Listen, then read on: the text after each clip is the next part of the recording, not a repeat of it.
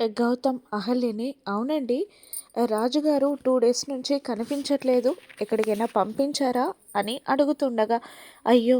నేను కూడా ఈ గందరగోళంలో పట్టించుకోలేదండి అని అహల్య అంటూ ఉంటుంది. మరోవైపు రాజుని కిడ్నాప్ చేసి ఒక చైర్‌కి కట్టేసి ఉంచుతారు. మత్తు దిగిపోవడంతో రాజు తనకి కట్టిన కట్లన్నీ విప్పుకొని నోటి నుండి గుడ్డని తీసేసి అక్కడ ఉన్న రౌడీల పైన ఒక బస్తాన్ని విసిరేసి మెల్లిగా అక్కడి నుండి బయటపడతాడు.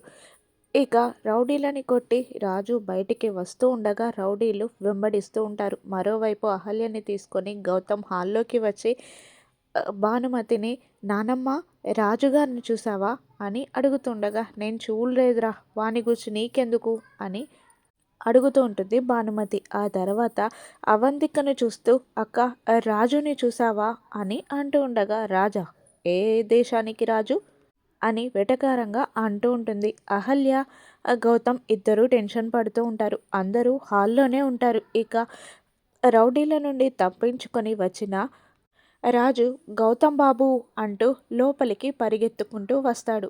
రాజు అరుపుని విన్న గౌతమ్, అహల్య ఇద్దరు షాక్ అవుతారు. ఇక రాజు యామిని చేసిన కుట్ర గూర్చి గౌతమ్కి చెప్పేస్తాడా?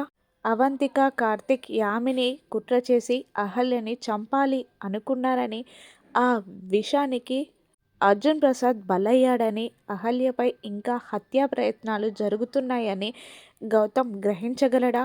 ఇప్పుడు గౌతమ్ రియాక్షన్ ఏంటి? రానున్న ఎపిసోడ్స్‌లో చూద్దాం. Thank you for watching.